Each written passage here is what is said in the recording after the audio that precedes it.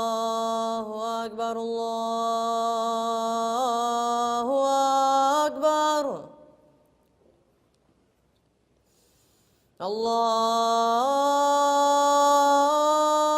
الله أكبر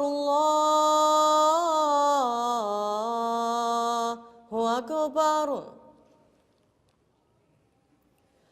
أشهد أن لا إله إلا الله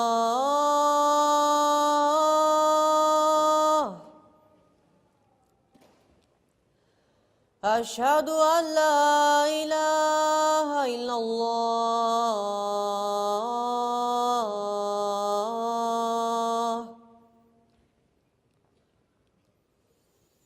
أشهد أن محمدًا رسول الله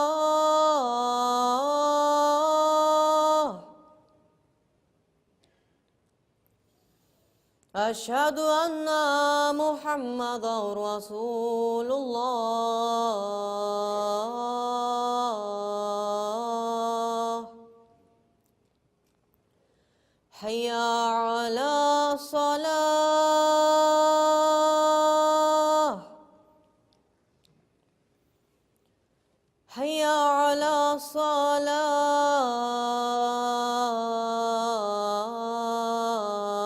الصلاة حي على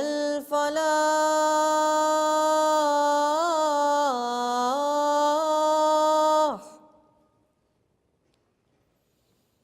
حي على الفلاح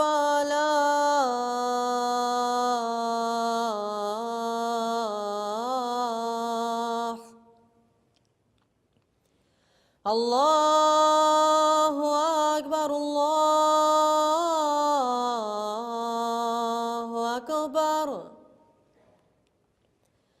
لا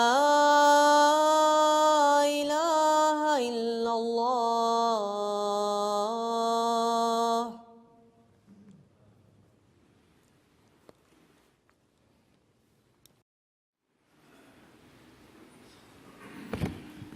السلام عليكم ورحمة الله.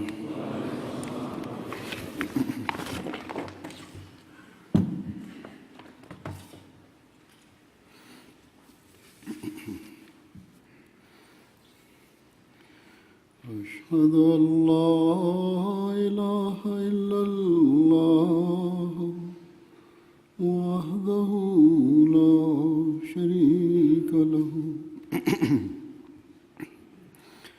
وأشهد أن محمدًا عبده ورسوله أما بعد فأعوذ بالله من الشيطان الرجيم بسم الله الرحمن الرحيم الحمد لله رب العالمين الرحمن الرحيم مالك يوم الدين إياك نعبد وإياك نستعين اهدنا الصراط المستقيم صراط الذين أنعمت عليهم غير المغضوب عليهم ولا الضالين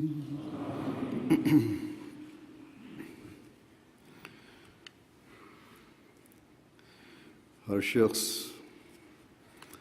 मर्द या औरत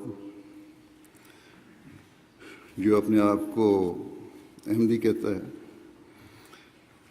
उसका सिर्फ इतना ऐलान ही उसे हकीकी अहमदी नहीं बना देता कि वो हज़रत मसीह मौऊद अलैहिस्सलाम को मानता है, आपके दावे को मानता है, बल्कि हज़रत मसीह मौऊद अलैहिस्सलाम ने एक हकीकी احمدی بننے کے لیے بعض شرائط رکھی ہیں، بعض ذمہ داریاں ڈالی ہیں، بعض فرائض کی طرف توجہ دلائی ہے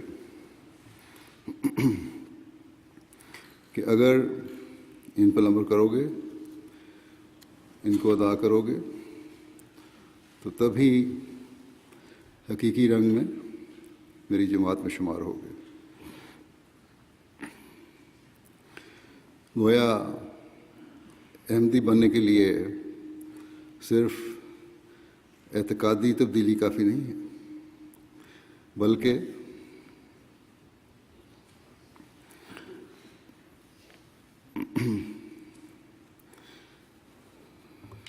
یا صرف اتنا اس بات پر اتفاق نہیں کر لینا کہ میرے والدین احمدی تھے تو میں بھی احمدی ہوں، یا میں نے حضرت مسیح علیہ السلام کے دعوی کو سچا مانا تو میں نے مان لیا اور میں احمدی ہوں۔ یہ اعتقادی لحاظ سے تو بے شک ایک شخص کو احمدی بناتا ہے، لیکن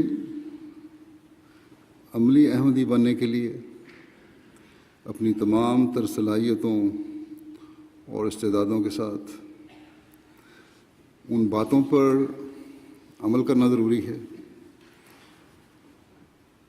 جن کی حضرت مسیح علیہ السلام نے ایک احمدی سے توقع فرمائی ہے۔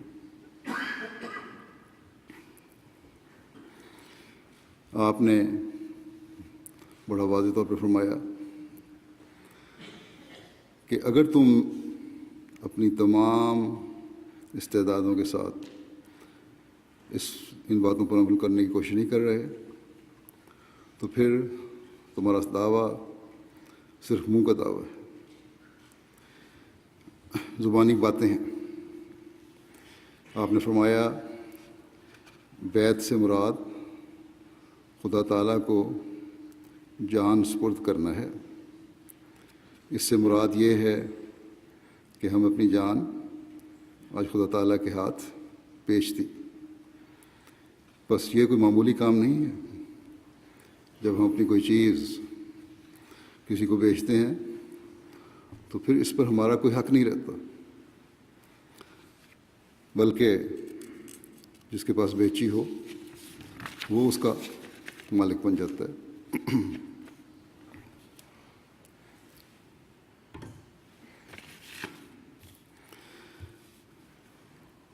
اور پھر اسے اپنی مرضی کے مطابق استعمال کرتا ہے۔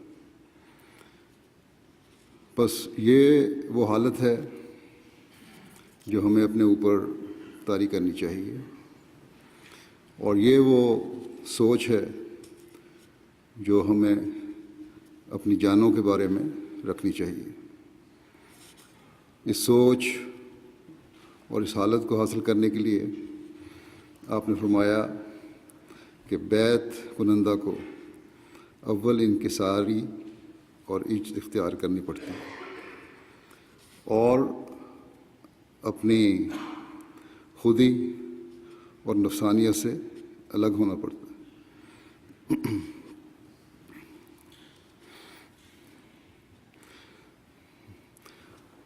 اب یہ حضرت مسیح علیہ السلام کے الفاظ ہیں کہ خودی اور نفسانیت سے الگ ہونا پڑتا ہے۔ بعض لوگوں میں خودی اور نفسانیت کی یہ حالت ہے کہ ایک عہدیدار نے دوسرے عہدیدار سے ناراض ہو کر ایک جگہ میری موجودگی کے باوجود مسجد میں نمازوں کے لیے حاضر نہیں ہوا، اس لیے کہ اس عہدیدار سے اس کے تعلقات ٹھیک نہیں تھے۔ خودی اور نفسانیت اس حد تک بڑھ گئی کہ خلافت کی بیعت کا دعویٰ تو ہے لیکن کوئی اس کا پاس نہیں۔ بس حضرت مسیح علیہ السلام فرماتے ہیں کہ اگر بیعت کی ہے تو خودی اور نفسانیت سے الگ ہونا پڑے گا۔ فرمایا کہ تب وہ نشو و نما کے قابل ہوتا ہے، لیکن جو بیعت کے ساتھ نفسانیت بھی رکھتا ہے، اسے ہرگز فیض حاصل نہیں ہوتا۔ زبانی دعویٰ تو ہے، ملیں گے تو بڑے احترام سے بھی ملیں گے، لیکن آپس میں رنجشوں کی وجہ سے اس بات کا بھی کوئی پرواہ نہیں کہ خلیفہ وقت پر موجود ہے اور اس کے پیچھے نمازیں پڑھنے جانا ہے، نہ کہ کسی عہدیدار کی خاطر مسجد میں آنا ہے، اور خود بھی عہدیدار۔ تو یہ حالت اگر ہو تو پھر ایسے احمدی ہونے کا کوئی فائدہ نہیں۔ بس جان بیچنا یہ ہے کہ عاجزی اور انکساری پیدا ہو، انا کو مارنا پڑتا ہے، خودی اور نفسانیت سے الگ ہونا پڑتا ہے، انسان کا اپنا کچھ نہ ہو اور ہر چیز خدا تعالیٰ کے حکم کے مطابق ہو۔ اور جب یہ حالت ہو تو پھر یہ نہیں کہ خدا تعالیٰ اس جان کو ضائع کر دے۔ جب اللہ تعالیٰ کو جان دے دی، اللہ تعالیٰ ایسی جان کی قدر کرتا ہے اور ہر لحاظ سے اس کی حفاظت فرماتا ہے۔ حضرت مسیح علیہ السلام نے فرمایا کہ اگر بیعت کے وقت وعدہ اور ہے اور پھر عمل اور ہے تو دیکھو یہ کتنا بڑا فرق ہے، کتنا بڑا تضاد ہے تمہاری باتوں میں۔ اگر تم خدا تعالیٰ سے فرق رکھو گے تو وہ تم سے فرق رکھے گا۔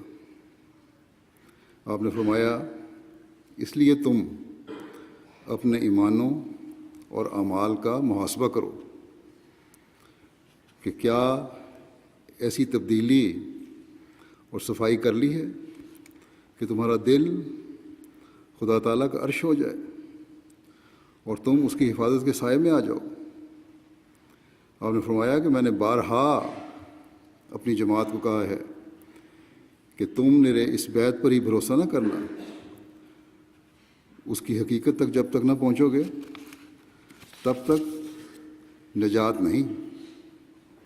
آپ نے فرمایا کہ میں تمہیں بار بار نصیحت کرتا ہوں کہ تم ایسے پاک صاف ہو جاؤ جیسے صحابہ نے اپنی تبدیلی کی۔ بس صحابہ کو دیکھیں کیا پاک تبدیلیاں کی، انہوں نے سالوں بلکہ نسلوں کی دشمنیوں کو صرف خدا تعالیٰ کی خاطر محبت، پیار اور بھائی چارے میں بدل دیا۔ کجا یہ کہ چند منٹ کی رنجش سے مسجد میں آنا چھوڑ دیں۔ اپنی جانوں کو بیچا تو جاہل سے تھے بالکل لوگ، تعلیم یافتہ ہوئے، تعلیم یافتہ سے باخدا انسان بنے۔ انہوں نے دل و جان سے اس بات کو مانا کہ آج سے ہمارا اپنا کچھ نہیں، سب کچھ خدا تعالیٰ کا ہے۔ انہوں نے جب شرک سے توبہ کی تو محض مخفی تر شرک جو تھا اس سے بھی بچنے کی کوشش کی۔ مخفی شرک کیا ہے اس کی وضاحت کرتے ہوئے حضرت مسیح علیہ السلام فرماتے ہیں کہ شرک سے صرف یہی مراد نہیں کہ پتھروں وغیرہ کی پرستش کی جائے، بلکہ یہ بھی شرک ہے کہ اسباب کی پرستش کی جائے۔ اور پھر معبودات دنیا پر زور دیا جاوے۔ معبودات دنیا کیا ہیں؟ دنیاوی مفادات ہیں جن کی خاطر انسان دین کے احکامات اور خدا تعالیٰ کے احکامات سے کو پس پش ڈال دیتا ہے۔ حضرت صلی اللہ علیہ وسلم نے فرمایا کہ اعمال میں ریا سے کام لینا، دکھاوے سے کام لینا اور مخفی خواہشات میں مبتلا ہونا یہ بھی شرک ہے۔ اگر کوئی شخص دینی حکم کو پس پش ڈال کر دنیاوی خواہشات کو پورا کرتا ہے تو شرک کا مرتکب ہوتا ہے۔ صحابہ میں اللہ تعالیٰ کی اس قدر خشیت تھی کہ ایک صحابی کا ذکر آتا ہے، ایک دفعہ وہ بیٹھے رو رہے تھے، کسی نے رونے کی وجہ پوچھی تو انہوں نے کہا کہ مجھے حضرت صلی اللہ علیہ وسلم کی یہ بات یاد آ گئی ہے کہ حضرت صلی اللہ علیہ وسلم نے فرمایا کہ میں اپنی امت کے بارے میں شرک اور مخفی خواہشات سے ڈرتا ہوں۔ یہ وہ مقام تھا صحابہ کا اللہ تعالیٰ کے خوف کا اور شرک سے بچنے کا، بلکہ دوسروں کے بارے میں بھی ایک احساس تھا، ایک فکر تھی کہ امت میں ایسے لوگ پیدا ہوں گے جو مخفی شرک کریں۔ ایک خیال آیا دل میں ان کے، اور اس خیال پر ہی جسم پر لرزہ طاری ہو گیا، فکر پیدا ہو گئی، رونا شروع کر دیا۔ اور یہی وہ حالت ہے جس سے انسان حقیقی طور پر موحد اور ایک خدا کی عبادت کرنے والا بنتا ہے یا بن سکتا ہے۔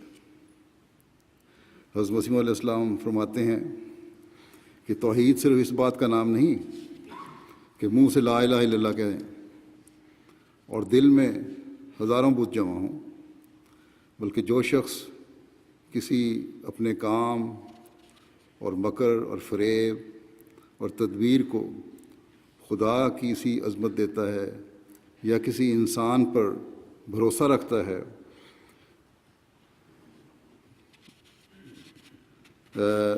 جو خدا تعالیٰ پر رکھنا چاہیے، یا اپنے نفس کو وہ عزت دیتا ہے جو خدا کو دینی چاہیے،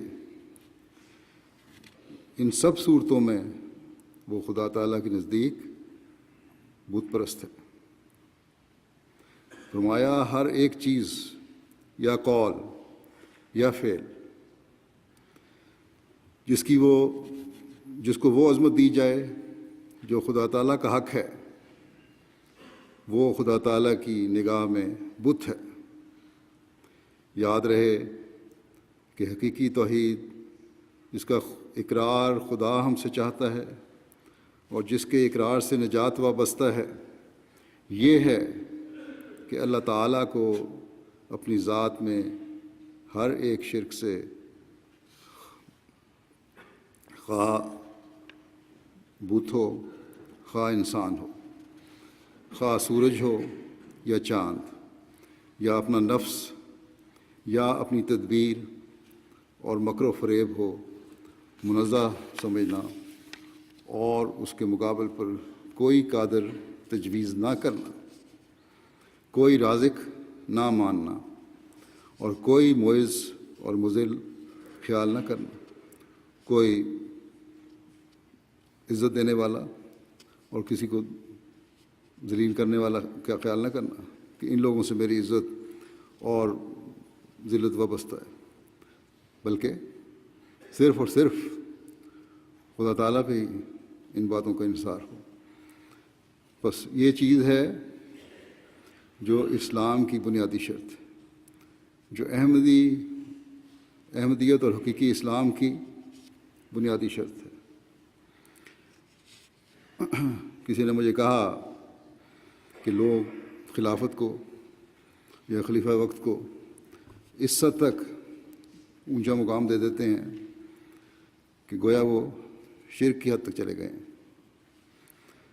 واضح ہو کہ حضرت مسیح علیہ السلام حضرت صلی اللہ علیہ وسلم کی غلامی میں دنیا سے شرک ختم کرنے آئے تھے۔ بس یہ کسی طرح بھی ممکن نہیں کہ آپ کی سچی خلافت کسی بھی قسم کے شرک کو بڑھانے والی ہو یا ہوا دینے والی ہو۔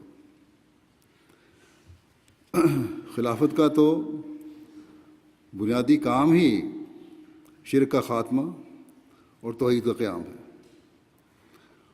اور اس مشن کی تکمیل کرنا ہے جس کے لیے حضرت مسیح علیہ الصلوۃ والسلام مبعوث ہوئے۔ اگر کوئی کسی شخص سے خلیفہ وقت کے عزت و احترام کے طریق سے ملنے سے یہ اثر لیتا ہے تو پھر اس کو سوچنا چاہیے بجائے رائے قائم کرنے کے کہ کہیں وہ بدزنی تو نہیں کر رہا۔ اس لیے اگر بدزنی ہے تو بدزنی کرنے والوں کو بدزنیوں سے بچنا چاہیے، اور اگر کوئی واقعی اس حد تک بڑھ گیا ہے کہ جہاں لوگوں میں اس کی وجہ سے یہ تاثر پیدا ہو کہ خلیفہ وقت کو نعوذ باللہ شرک کی حد تک مقام دیا جا رہا ہے، تو اس کو استغفار بھی کرنی چاہیے اور احتیاط بھی کرنی چاہیے۔ نہ میں اسے پسند کرتا ہوں اور نہ کبھی کیا ہے، نہ میرے سے پہلے خلفاء نے کیا ہے، اور نہ انشاءاللہ آئندہ آنے والے خلفاء کبھی یہ پسند کر سکتے ہیں کہ ان کی ذات کی کوئی اہمیت ہے۔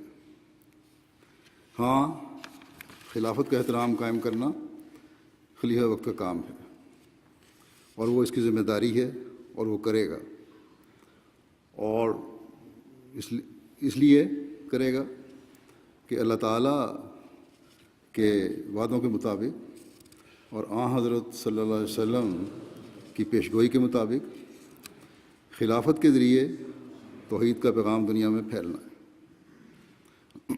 اور دنیا سے شرک کا خاتمہ ہونا ہے۔ بس بعض کچے دماغوں میں جو ایسے خیالات تربیت کی کمی کی وجہ سے ابھرتے ہیں،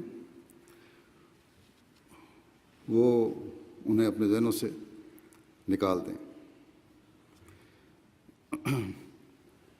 توحید کے قیام کی کوشش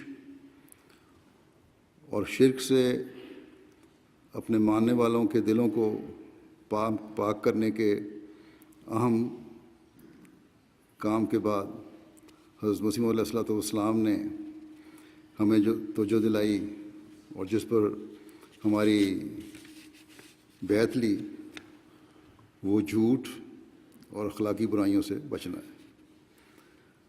اللہ تعالیٰ قرآن کریم میں فرماتا ہے کہ فاجتنبوا الرجس من الاوثان واجتنبوا قول الزور، بس بتوں کی پلیتی سے اعتراض کرو اور جھوٹ کہنے سے بچو۔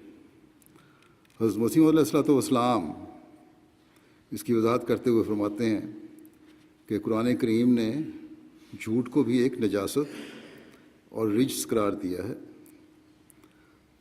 گندی چیز قرار دی، ناپاک چیز قرار دی ہے۔ دیکھو، اور فرماتے ہیں دیکھو، یعنی اس آیت میں جھوٹ کو بت کے مقابل رکھا ہے، اور حقیقت میں جھوٹ بھی ایک بت ہی ہے، ورنہ کیوں سچائی کو چھوڑ کر دوسری طرف جاتا ہے؟ جب بت کے نیچے کوئی حقیقت نہیں ہوتی، جیسے بت کے نیچے کوئی حقیقت نہیں ہوتی، اسی طرح جھوٹ کے نیچے بجوز ملمہ سازی کے اور کچھ بھی نہیں ہوتا۔ صرف جھوٹ کے نیچے ایک بناوٹ ہوتی ہے، ایک ظاہری الفاظ کو شوگر کوٹ کر کے پیش کیا جاتا ہے، یا کوئی تحریر ہے تو اس کو پیش کیا جاتا ہے، اس طرح خوبصورت کر کے دکھایا جاتا ہے، اندر اسے کچھ بھی نہیں ہوتا۔ پھر آپ فرماتے ہیں کہ جھوٹ بھی ایک بت ہے جس پر بھروسہ کرنے والا خدا پر بھروسہ چھوڑ دیتا ہے، سو جھوٹ بولنے سے خدا بھی ہاتھ سے جاتا ہے۔ بس اگر توحید کا دعویٰ ہے، اگر خدا تعالیٰ کی عبادت کا دعویٰ ہے، اگر حقیقی مسلمان بننے کا دعویٰ ہے، تو پھر جھوٹ کو اپنے اندر سے ہمیں نکالنا ہوگا اور جھوٹے کو بھی نکالنا ہوگا۔ بعض لوگ معمولی باتوں پر غلط بیانی سے کام لے لیتے ہیں، یہ ایک مومن کی شان نہیں ہے۔ یہ نہیں سمجھنا چاہیے کہ بعض چھوٹی چھوٹی غلط بیانیاں جھوٹ نہیں ہیں، یہ جھوٹ ہیں اور توحید سے دور لے جانے والی ہیں۔ بہت سے آپس کے مسائل ہیں، جھگڑے ہیں، ایسی باتیں ہیں جن میں انسان جھوٹ سے کام لے کر اپنے حق میں بعض فیصلے کروا لیتا ہے۔ حضرت صلی اللہ علیہ وسلم نے کس باریکی سے جھوٹ سے ہوشیار فرمایا ہے، اگر انسان اس پر غور کرے تو رونگٹے کھڑے ہو جاتے ہیں۔ آپ صلی اللہ علیہ وسلم نے فرمایا کہ جس نے کسی چھوٹے بچے کو کہا کہ آؤ میں تمہیں کچھ دیتا ہوں، اور پھر وہ اسے دیتا کچھ نہیں، تو یہ جھوٹ میں شمار ہوگا۔ گویا کہ مذاق میں بھی جو جھوٹ ہے وہ بھی جھوٹ ہے۔ پھر آپ نے فرمایا کہ جھوٹ گناہ اور فسق و فجور کی طرف لے جاتا ہے، اور فسق و فجور جہنم کی طرف۔ فسق و فجور کا مطلب یہ ہے کہ سچائی سے بہت دور ہٹنے والا اور انتہائی گناہ کرنے والا۔ بس ہمیں ہر وقت اپنے جائزے لینے چاہیے کہ ہم سچائی کے کس اعلیٰ معیار پر قائم ہیں، یا سچائی کے اس اعلیٰ معیار پر قائم ہیں جو حضرت صلی اللہ علیہ وسلم نے بیان فرمایا، جس کے بارے میں آپ نے یہ فرمایا کہ جنت کی طرف لے جاتی ہے۔ پھر ایک برائی حضرت مسیح علیہ والسلام نے خاص طور پر بیان فرمائی ہے، اپنے ماننے والوں کو اس سے بچنے کی خاطر خاص طور پر نصیحت فرمائی ہے، بلکہ بیعت کی شرائط میں سے بھی ہے، وہ زنا ہے۔ اب زنا صرف ظاہری زنا نہیں ہے، جو غلط ظاہری جنسی تعلقات کی وجہ سے زنا ہوتا ہے، بلکہ آپ نے فرمایا کہ اللہ تعالیٰ جو فرماتا ہے کہ وَلَا تَقْرَبُوا الزِّنَا، یعنی زنا کے قریب مت جاؤ، یعنی ایسی تقریبوں سے دور رہو، ایسی کوئی بھی ایسے موقع سے دور رہو جس سے یہ خیال بھی دل میں پیدا ہو سکتا ہو، عملاً نہیں بلکہ خیال بھی دل میں پیدا ہوتا ہو، اور ان راہوں کو اختیار نہ کرو، فرمایا، اور ان راہوں کو اختیار نہ کرو جن سے اس گناہ کے وقوع کا اندیشہ ہو، کوئی بھی امکان ہو، کوئی بھی خطرہ ہو کہ زنا کی طرف جا سکتا ہے انسان۔ آج کل کے زمانے میں ٹی وی ہے، انٹرنیٹ ہے، اس پر ایسی غلط قسم کی فلمیں دکھائی جاتی ہیں جن میں کھلے عام زنا کی تحریک کی جاتی ہے۔ بس ایسی چیزوں سے بچنا ہر احمدی کا کام ہے۔ کئی گھروں میں اس وجہ سے لڑائی جھگڑے ہیں، کئی گھر اس وجہ سے ٹوٹ رہے ہیں یا ٹوٹ چکے ہیں کہ خامد جو ہے بیٹھا ہے فلمیں دیکھ رہا ہے یا انٹرنیٹ پہ بیٹھا ہوا ہے اور غلط سوچیں پیدا ہو رہی ہیں۔ کئی نوجوان اس وجہ سے برباد ہو رہے ہیں اور غلط صحبت میں پڑ رہے ہیں، کیونکہ ننگی اور غلط فلموں کو دیکھنے کی عادت ہے۔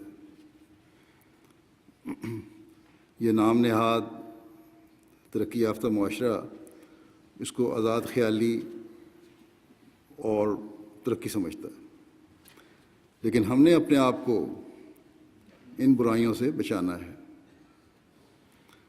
خود یہ لوگ اب کہتے ہیں کہ اس کے نقصانات ہیں، اور خود آپ انفارمیشن اگر لیں جا کے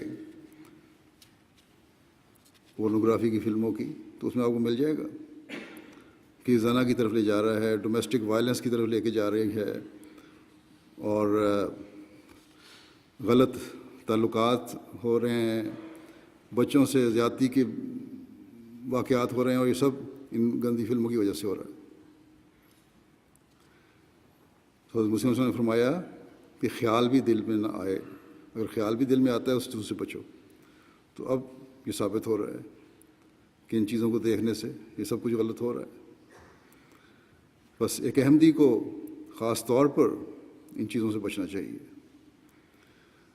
پھر ایک حقیقی احمدی بننے کے لیے حضرت مسیح موعود علیہ السلام نے ہر قسم کے ظلم سے بچنے کی طرف بھی خاص طور پر دلائی۔ آپ نے فرمایا کہ اگر میری طرف منسوب ہونا ہے تو پھر کسی شرارت اور ظلم اور فساد اور فتنے کا خیال بھی دل میں نہ لاؤ۔ حضرت صلی اللہ علیہ وسلم سے سوال کیا گیا کہ سب سے بڑا ظلم کون سا ہے؟ تو آپ صلی اللہ علیہ وسلم نے فرمایا کہ سب سے بڑا ظلم یہ ہے کہ کوئی شخص اپنے بھائی کے حق میں سے ایک ہاتھ زمین دبا لے، یعنی قبضہ کر لے اس پہ۔ اس زمین کا ایک کنکر بھی جو ہے، ایک چھوٹا سا ٹکڑا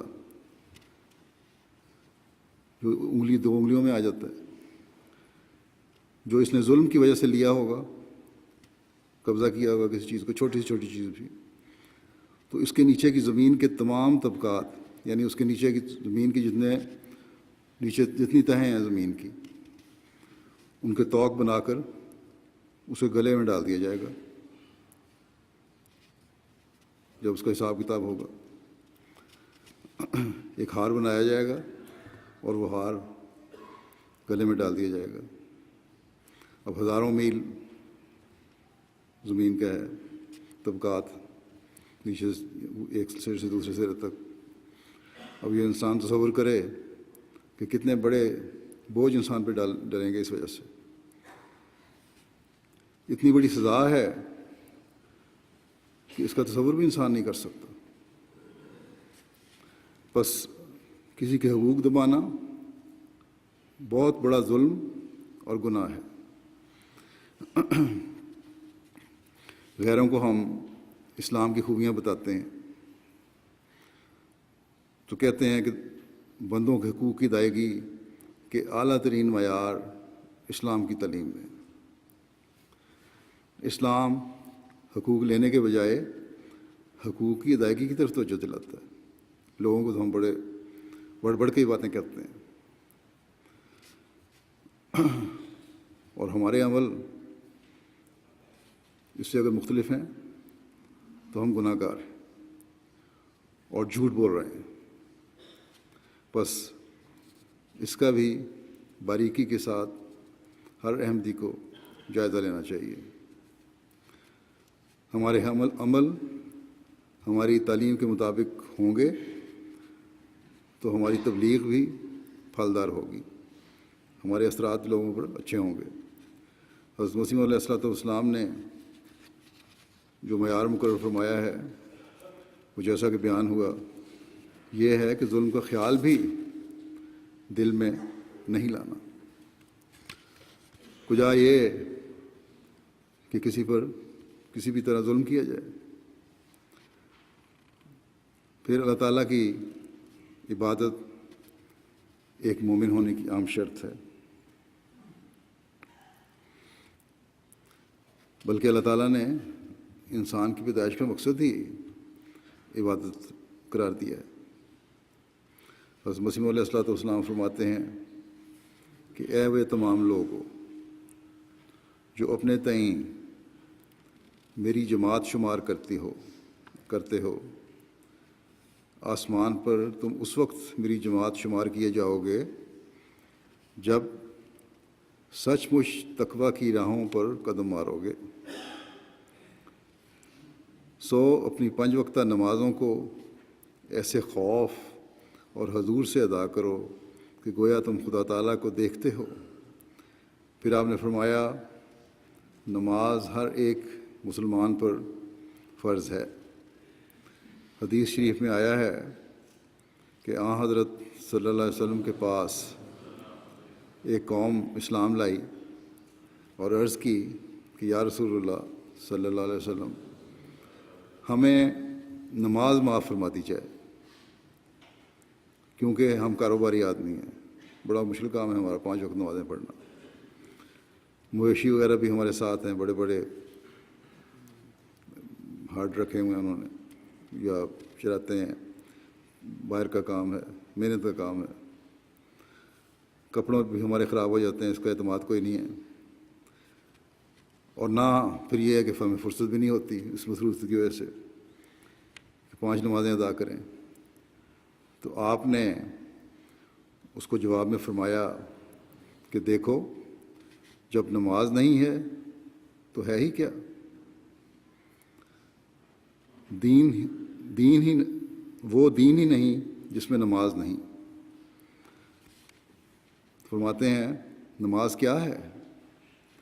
یہی کہ اب اپنے عجز و نیاز اور کمزوریوں کو خدا کے سامنے پیش کرنا اور اسی سے اپنی حاجت روائی چاہنا، اسی سے مانگنا۔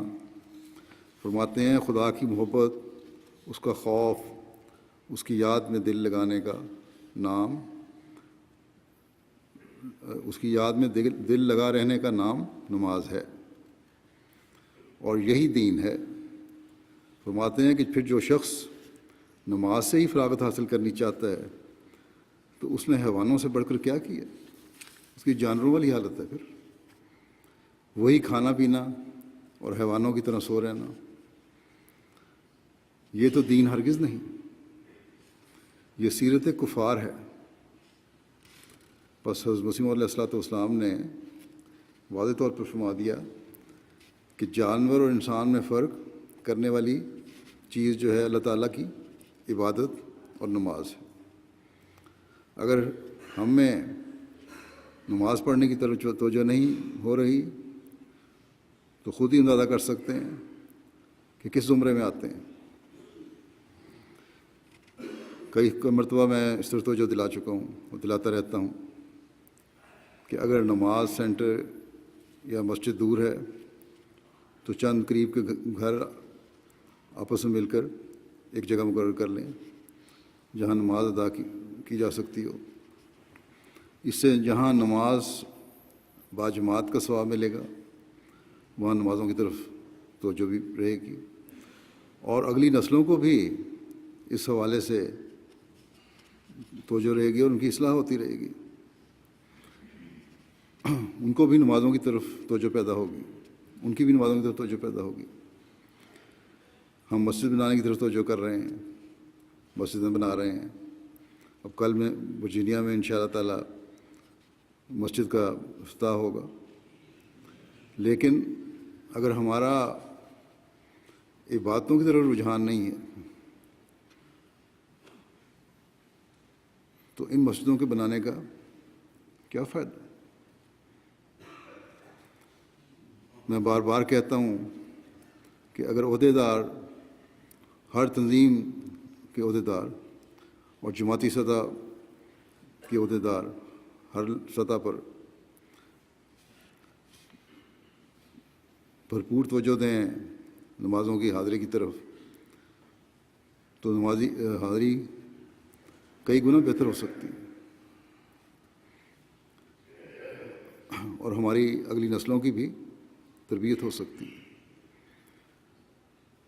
نماز کی اہمیت کے بارے میں حضرت صلی اللہ علیہ وسلم کا ایک ارشاد ایسا ہے جو یقیناً ہمارے دلوں کو ہلا دینے والا ہے۔ آپ فرماتے ہیں کہ قیامت کے دن سب سے پہلے جس چیز کا بندوں سے حساب لیا جائے گا وہ نماز ہے۔ اگر یہ حساب ٹھیک رہا تو وہ کامیاب ہو گیا اور نجات پا لی، اگر یہ حساب خراب ہوا تو وہ ناکام ہو گیا اور گھاٹے میں رہا۔ بس یہ کوئی معمولی بات نہیں ہے کہ نماز پر توجہ کا جو حق ہے وہ ادا نہ کیا جائے۔ اللہ تعالیٰ ہر احمدی کو یہ حق ادا کرنے کی توفیق عطا فرمائے، اور یہ حق صرف فرض نمازوں سے ادا نہیں ہوگا بلکہ حضرت مسیح علیہ السلام نے فرمایا کہ تہجد اور نفل پڑھنے کی طرف بھی توجہ ہونی چاہیے. اور حضرت صلی اللہ علیہ وسلم کا ارشاد ہے کہ تمہارے فرائض نمازوں میں جو کمی رہ جاتی ہے، بعض وقت کمی رہ جاتی ہے، اللہ تعالیٰ انہیں نفلوں کے ذریعے سے پوری فرما دیتا ہے اگر نفلوں کی عادت ہو تو.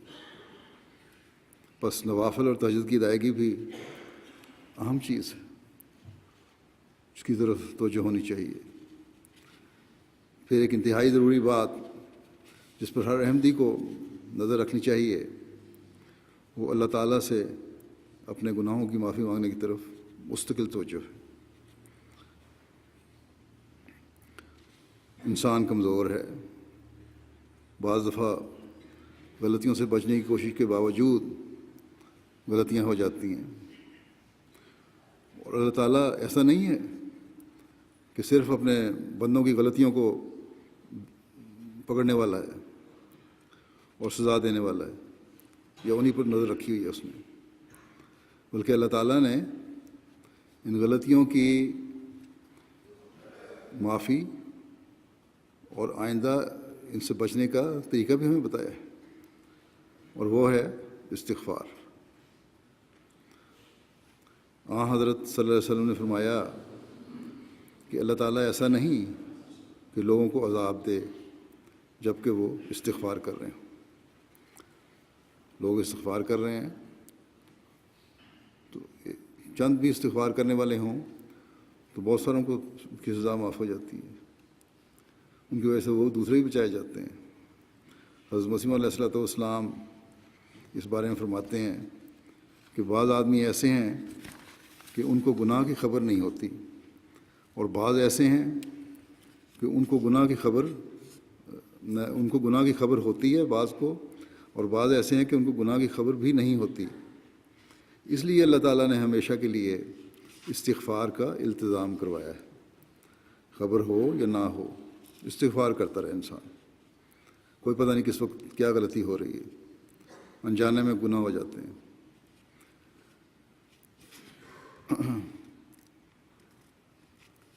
فرمایا کہ استغفار کا التزام کروایا ہے کہ انسان ہر ایک گناہ کے لیے، خواہ وہ ظاہر کا ہو خواہ باطن کا، اسے علم ہو یا نہ ہو، اور ہاتھ اور پاؤں اور زبان اور ناک اور کان اور آنکھ اور سب قسم کے گناہوں سے استغفار کرتا رہے. یعنی سارے جو اعضاء ہیں انسان کے، مختلف اعضاء ہیں، وہ گناہ کا ذریعہ بن جاتے ہیں. اس لیے استغفار کرتے رہو ہر ایک عضو کو گناہ سے بچانے کے لیے. اس لیے فرمایا کہ گناہ کا ذریعہ بن جاتے ہیں، اس لیے اللہ تعالیٰ کی پناہ میں رہنے کی کوشش کرنی چاہیے. اس کے لیے حضرت مسیح علیہ الصلوۃ والسلام نے یہ دعا سکھائی کہ اس زمانے میں جو آج کل کا زمانہ ہے، قرآن کریم کی یہ دعا پڑھتے رہنا چاہیے. اور وہ دعا ہے ربنا ظلمنا انفسنا وان لم تغفر لنا وترحمنا لنکونن من الخاسرین. کہ اے اللہ، ہم نے اپنی جانوں پر ظلم کیا، اگر تو ہمیں نہ بخشے گا اور ہم پر رحم نہ کرے گا تو ہم نقصان اٹھانے والوں میں سے ہو جائیں گے. ربنا ظلمنا انفسنا وان لم تغفر لنا وترحمنا لنکونن من الخاسرین. آپ فرماتے ہیں کہ جب خدا سے طاقت طلب کریں، یعنی استغفار کریں، تو روح القدس کی تائید سے ان کی کمزوری دور ہو سکتی ہے. پھر حضرت مسیح علیہ الصلوۃ والسلام نے اپنے ماننے والوں کے لیے یہ بھی بنیادی شرط رکھی ہے کہ وہ حقوق العباد کی ادائیگی کرنے والے ہوں اور اللہ تعالیٰ کی مخلوق کو کسی بھی قسم کی تکلیف پہنچانے سے گریز کریں. آپ نے ہمیں ہر وقت اپنے دلوں کو ٹٹولنے کی طرف توجہ دلاتے ہوئے فرمایا، کیا تمہارے اندر اللہ تعالیٰ کا خوف، اس کی خشیت اور اس کے نتیجے میں اس کی مخلوق کا مخلوق کی ہمدردی اور خیر خواہی ہے۔ ایک حدیث میں آتا ہے کہ آن حضرت صلی اللہ علیہ وسلم نے فرمایا کہ آپس میں حسد مت کرو، آپس میں نہ جھگڑو، آپس میں بغض نہ رکھو، ایک دوسرے سے دشمنیاں مت رکھو، اور تم میں سے کوئی ایک دوسرے کے سودے پر سودا نہ کرے، آپس میں بھائی بھائی بن جاؤ۔ مسلمان اپنے بھائی پر ظلم نہیں کرتا، اسے ذلیل نہیں کرتا اور اسے حقیر نہیں جانتا۔ کسی آدمی کے شر کے لیے اتنا ہی کافی ہے کہ وہ اپنے مسلمان بھائی کو حقیر جانے۔ ہر مسلمان پر دوسرے مسلمان کا خون، مال اور عزت حرام ہے۔ یہ وہ بات ہے جو آج سب سے زیادہ ہم احمدیوں سے ظاہر ہونی چاہیے، اور اللہ تعالیٰ کے فضل سے کافی حد تک ہو رہی ہے۔ اگر تمام مسلمان آج اس حقیقت کو سمجھ لیں اور اس پر عمل کرنے والے ہوں، اور حکومتیں مسلمانوں کی اس پر عمل کرنے والی ہوں، تو آج کل مسلمان پر جو ظلم کر کے ان کے جان و مال کو تباہ کر رہا ہے، ہزاروں لاکھوں بچے یتیم ہو رہے ہیں، لاکھوں عورتیں بیوہ ہو رہی ہیں، بوڑھے مر رہے ہیں، یہ کچھ بھی نہ ہو۔ پھر تکبر ایک بہت بڑی برائی ہے جس سے بچنے کی اللہ تعالیٰ نے ہمیں قرآن کریم میں تلقین فرمائی۔ آن حضرت صلی اللہ علیہ وسلم نے اس بارے میں بہت توجہ دلائی۔ آپ صلی اللہ علیہ وسلم نے فرمایا کہ جس کے دل میں رائی کے دانے کے برابر بھی تکبر ہوگا وہ جنت میں نہیں جا سکے گا۔ حضرت مسیح علیہ الصلوۃ والسلام فرماتے ہیں کہ میرے نزدیک پاک ہونے کا یہ عمدہ طریق ہے، اور ممکن نہیں کہ اس سے بہتر کوئی اور طریق مل سکے کہ انسان کسی قسم کا تکبر اور فخر نہ کرے، نہ علمی، نہ خاندانی، نہ مالی۔ پھر آپ فرماتے ہیں میں اپنی جماعت کو نصیحت کرتا ہوں کہ تکبر سے بچو، کیونکہ تکبر ہمارے خداوند ذوالجلال کی آنکھوں میں سخت مکروہ ہے۔ آن حضرت صلی اللہ علیہ وسلم نے بھی حجۃ الوداع کے موقع پر فرمایا تھا کہ تم تمام انسان خواہ کسی قوم اور کسی حیثیت کے ہو، انسان ہونے کے لحاظ سے ایک درجہ رکھتے ہو، سب برابر ہو، اور کالے کو گورے پر اور گورے کو کالے پر، اور عرب کو غیر عرب پر اور غیر عرب کو عرب پر کوئی برتری نہیں ہے۔ بس ہمارے لیے تو عاجزی کی یہ تعلیم ہے، برابری کی یہ تعلیم ہے، تکبر سے بچنے کی اور فخر کرنے کی یہ تعلیم سے بچنے کی یہ تعلیم ہے، جس پر ہر ایک کو ہمیں عمل کرنا چاہیے۔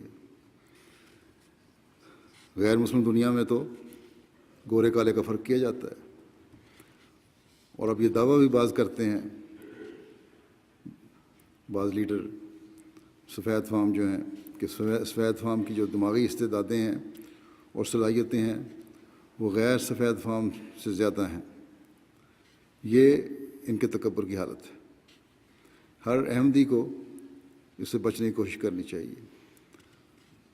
دو مختلف مواقع پر میرے ساتھ مجالس میں لڑکیوں کی طرف سے یہ اظہار کیا گیا ہے یہاں امریکہ کی، کہ جماعت میں بعض قسم کا نسلی امتیاز ہے۔ اگر کسی بھی وجہ سے نوجوان نسل میں یہ خیال پیدا ہو رہا ہے تو انتہائی غلط ہے۔ لجنہ کو بھی، خدام کو بھی، انصار کو بھی، اور جماعتی تربیتی نظام کو بھی اس بات کا جائزہ لینا چاہیے کہ یہ سوال کیوں اٹھ رہے ہیں، اور اگر اس میں کوئی حقیقت ہے تو حکمت سے اور پیار سے یہ خیالات اور احساسات دور کرنے کی کوشش کرنی چاہیے اور تربیت بھی کرنی چاہیے۔ کسی بھی تنظیم اور عہدیدار کو جلد بازی سے اس بارے میں کام لینے یا فیصلہ کرنے کی ضرورت نہیں ہے۔ یا اس جستجو میں نہ پڑ جائے کس نے کہا اور کس نے نہیں کہا، بلکہ یہ دیکھیں کہ کیا حقیقت ہے یا نہیں ہے۔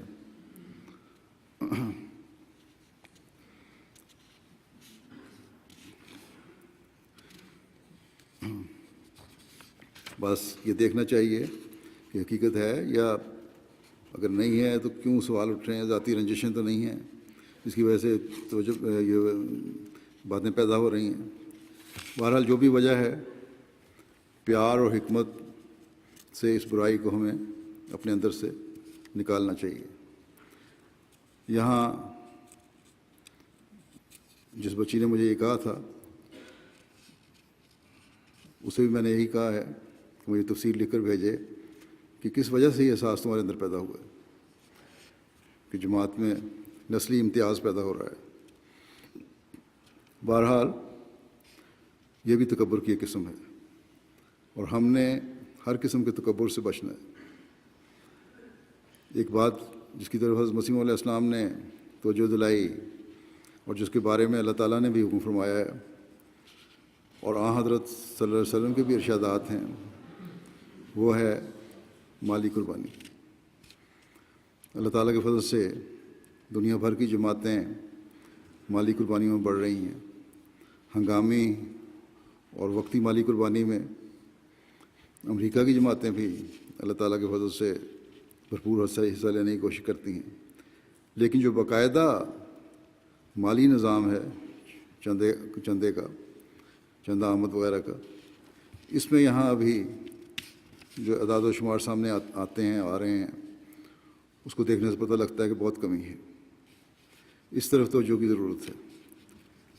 ایک غریب شخص تو اپنی مجبوری بتا کر چندے کی ادائیگی کم کرنے یا شرح کم کرنے کی طرف کے لیے کہہ سکتا ہے، اجازت لے سکتا ہے، لیکن جو اچھی آمد کے لوگ ہیں ان کو اپنے جائزے لینے چاہیے، انہیں کہ وہ اپنی آمد کے مطابق چندہ دے رہے ہیں یا نہیں۔ صرف یہ نہیں کہ جس طرح ٹیکس دینے کے لیے بہت ساری کٹوتیاں کر لیتے ہیں، چندے کے لیے بھی کر لیں، اپنی آمد کو دیکھیں، کیونکہ یہ چندے کا معاملہ خدا تعالیٰ کے ساتھ معاملہ ہے۔ سیکٹری مال کو یا نظام کو تو پتہ نہیں ہے کہ کسی کی آمد کیا ہے جس پہ وہ چندہ دے رہا ہے، لیکن خدا تعالیٰ کو تو پتہ ہے، وہ تو دلوں کا حال جانتا ہے۔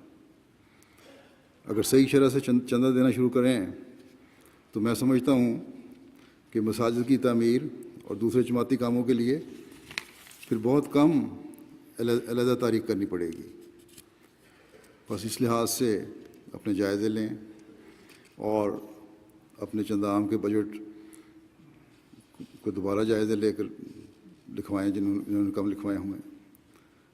میں مختلف ملکوں کے ناؤبائین کے واقعات بھی بیان کرتا رہتا ہوں کہ کس طرح وہ احمدیت قبول کرنے کے بعد اپنے اندر تبدیلیاں پیدا کر رہے ہیں، روحانی تبدیلیاں ہی پیدا کر رہے ہیں، عملی طور پر عبادتوں کی طرف توجہ کر رہے ہیں، اور مالی قربانیوں کی بھی اہمیت کو سمجھ رہے ہیں، اور پھر اللہ تعالیٰ بھی ان کی باوجود غربت کے ان کو ان کے لحاظ سے مالی کشائش عطا فرما رہا ہے، اور اس وجہ سے وہ اپنے ایمان اور اخلاص سے بڑھ رہے ہیں۔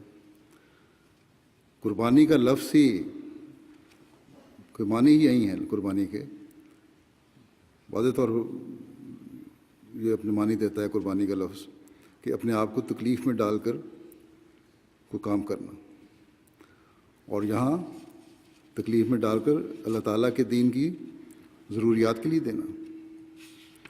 بس جو صرف اپنی سہولت سے تھوڑا بہت دے کر سمجھتے ہیں کہ ہم نے قربانی کی، وہ قربانی نہیں ہے۔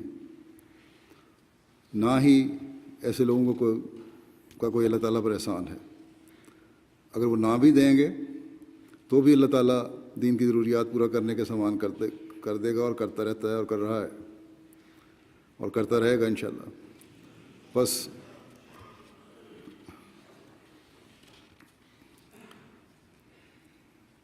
میں ان لوگوں کو جو کشائش ہونے کے باوجود اپنی آمدنی کے مطابق چندہ نہیں دیتے توجہ دلانی چاہتا ہوں، تاکہ وہ اللہ تعالیٰ کے فضلوں کے وارث بنیں۔ آج آخری بات جس کی طرف میں توجہ دلانا چاہتا ہوں وہ اطاعت ہے۔ قرآن کریم میں بے شمار جگہ پر اللہ اور رسول کی اطاعت کو حکم آیا ہے، اور پھر اولی الامر کی اطاعت کا بھی حکم ہے۔ اگر حضرت مسیح علیہ السلام نے پھر اپنی شرط بیعت میں بھی اطاعت کے بارے میں شرط رکھی ہے، شرائط بیعت میں شرط رکھی ہے کہ اطاعت در معروف کے اقرار پر مرتے دم تک قائم رہیں گے۔ ہمارے عہدوں میں مختلف تنظیموں کے جو عہد ہیں یہ الفاظ ہیں کہ خلیفہ وقت جو بھی معروف فیصلہ کریں گے اس کی پابندی کرنی ضروری سمجھوں گا۔ بعض ٹیڑھے مزاج کے لوگ یا منافقانہ سوچ رکھنے والے لوگ یہ کہتے رہتے ہیں کہ معروف فیصلہ پر عہد ہے، اور بعض فیصلہ یہ کہتے ہیں کہ بعض خلیفہ وقت کے فیصلے معروف نہیں ہوتے، یا بعض ان کی نظر میں معروف نہیں ہیں، یہ تعویلیں پیش کر دیتے ہیں۔ مختلف جگہوں پر دنیا میں ہے یہ سوچ۔ اگر ایک دو ہی ہوں شاید لاکھ میں سے ایک ہو، لیکن اس سوچ کا رد ضروری ہے، کیونکہ نوجوان نسل کو زہر آلود کرتی ہے پھر یہ سوچ۔ اگر اس طرح پر کوئی خود معروف فیصلے کی تشریح کرنے لگ جائے تو پھر جماعت کی عبادت قائم نہیں رہ سکتی۔ تو اس بات پر بحث شروع ہو جائے گی کہ کیا معروف ہے اور کیا غیر معروف ہے۔ حضرت خلیفۃ مسیح اول نے اس کی وضاحت کرتے ہوئے فرمایا ایک جگہ کہ ایک اور غلطی ہے وہ طاعت در معروف کے سمجھنے میں ہے، کہ معروف فیصلے کی اطاعت کرنا، کہ جن باتوں کو فرمایا کہ جن باتوں کو ہم معروف نہیں سمجھتے اس میں طاعت نہ کریں، اطاعت نہ کریں۔ آپ فرماتے ہیں کہ یہ لفظ نبی کریم صلی اللہ علیہ وسلم کے لیے بھی آیا ہے قرآن کریم میں، اور قرآن کریم میں آتا ہے کہ ولا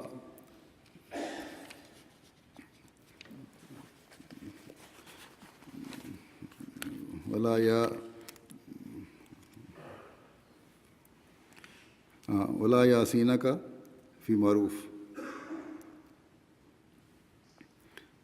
اور معروف باتوں میں تیری نافرمانی نہیں کریں گے۔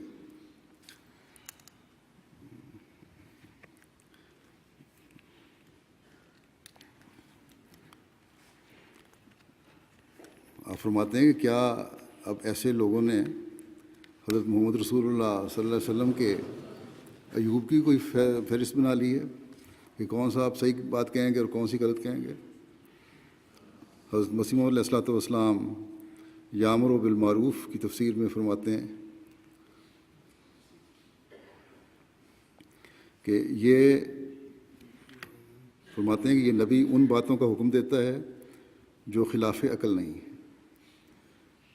یعنی معروف باتیں وہ ہیں جو خلاف عقل نہیں ہیں، اور قرآن کریم کے حکم کے مطابق بھی ہیں وہ۔ پھر ایک حدیث میں واقعہ آیا کہ ایک جگہ ایک قافلہ بھیجا حضرت صلی اللہ علیہ وسلم نے، وہاں ایک جگہ پہنچ کر وہاں لوگوں نے آگ جلائی، تو امیر جو قافلہ تھا اس نے ادراہ مذاق کہہ دیا کہ اس آگ میں اگر میں تمہیں کودنے کا حکم دوں تو کود جاؤ گے۔ لوگوں نے بعض نے کہا بالکل غلط چیز ہے، یہ تو خودکشی ہے، بعض نے کہا امیر کی اطاعت ضروری ہے، لیکن بہرحال بعد میں اس نے کہا میں مذاق کر رہا تھا، معاملہ ختم ہو گیا۔ واپس پہنچے مدینے تو حضرت صلی اللہ علیہ وسلم کو جب یہ واقعہ بتایا تو آپ نے فرمایا کہ عمراء میں سے جو شخص تمہیں اللہ تعالیٰ کی نافرمانی کا حکم دے اس کی اطاعت نہ کرو۔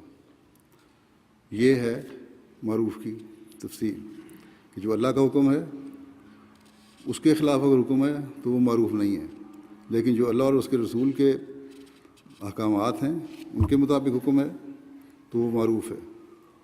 اور بس واضح ہو گیا یہ کہ طاعت در معروف یا معروف فیصلہ جس کی پابندی ضروری ہے وہ اللہ تعالیٰ کے احکامات ہیں اور پھر اس کے رسول کے احکامات ہیں۔ بس جب تک حقیقی خلافت قائم ہے اور حضرت صلی اللہ علیہ وسلم کی پیشگوئی کے مطابق یہ انشاءاللہ قائم رہنی ہے، تو کبھی بھی اللہ تعالیٰ یہ خلافت جو ہے اللہ تعالیٰ اور اس کے رسول کے حکموں کے خلاف فیصلہ نہیں کرے گا. جو قرآن اور سنت ہے اس کے مطابق ہی چلے گا. یہ الفاظ اطاعت در معروف یا معروف فیصلہ کی اطاعت کرنا حضرت صلی اللہ علیہ وسلم کے لیے بھی اللہ تعالیٰ نے قرآن کریم میں استعمال کیے، جیسا کہ بیان ہوا. حضرت مسیح علیہ الصلوۃ والسلام نے بھی اپنی شرائط بیعت میں اس کو رکھا ہے، اور خلافت احمدیہ میں بھی ہر عہد میں یہ شامل کیا گیا ہے.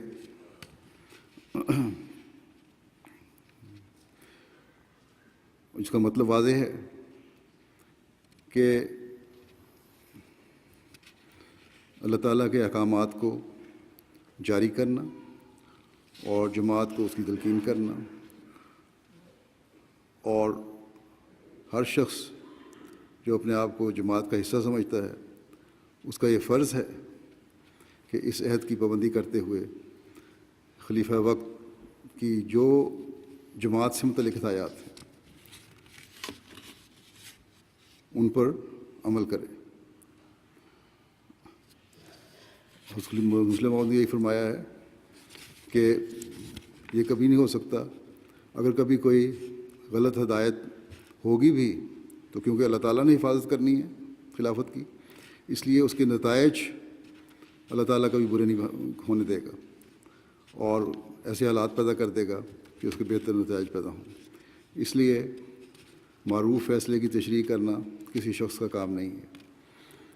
معروف فیصلہ وہ ہے جو قرآن کے مطابق ہے اور سنت کے مطابق ہے اور حدیث کے مطابق ہے اور اس زمانے کے حکم عدل کے احکامات کے مطابق ہے، اور وہ یہی وہ ذریعہ ہے جس سے جماعت کی وحدت قائم رہ سکتی ہے، اور یہی وہ مقصد ہے جس کے لیے حضرت مسیح علیہ الصلوۃ والسلام مبعوث ہوئے تھے، کہ وحدت پیدا کی جائے اور مخلصین اور اطاعت گزار لوگوں کی ایک جماعت پیدا ہو. ورنہ حضرت مسیح علیہ السلام نے واضح فرمایا ہے کہ مجھے تعداد بڑھانے سے کوئی غرض نہیں ہے کہ ایسے لوگوں کی تعداد بڑھاتے رہوں جو شامل ہوتے رہیں میرے، جو اطاعت کرنا نہ جانتے ہیں.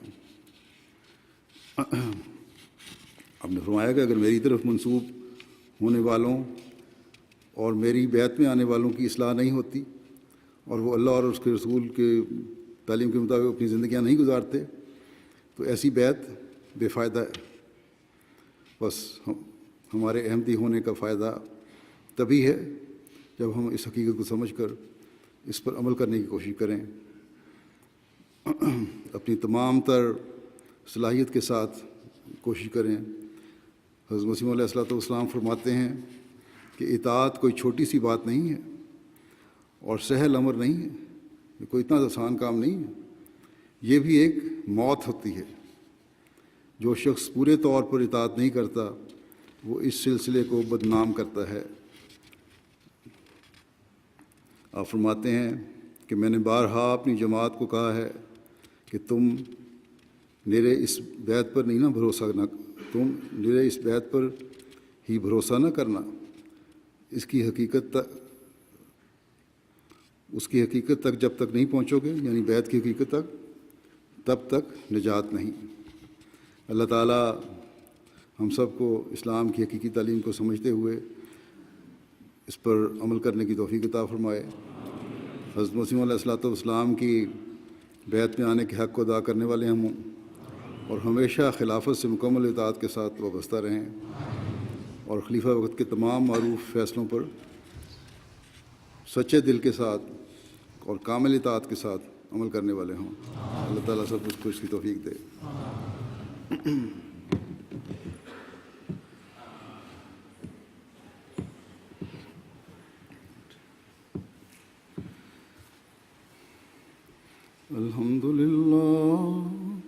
الحمد لله نحمده ونستعينه ونستغفره ونؤمن به ونتوكل عليه ونعوذ بالله من شرور أنفسنا ومن سيئات أعمالنا من يهده الله فلا مضل له ومن يضلل فلا هادي له ونشهد أن لا إله إلا الله ونشهد أن محمدا عبده ورسوله عباد الله رحمكم الله إن الله يأمر بالعدل والإحسان وإيتاء ذي القربى وينهى عن الفحشاء والمنكر والبغي يعظكم لعلكم تذكرون اذكروا الله يذكركم وادعوه يستجب لكم ولذكر الله أكبر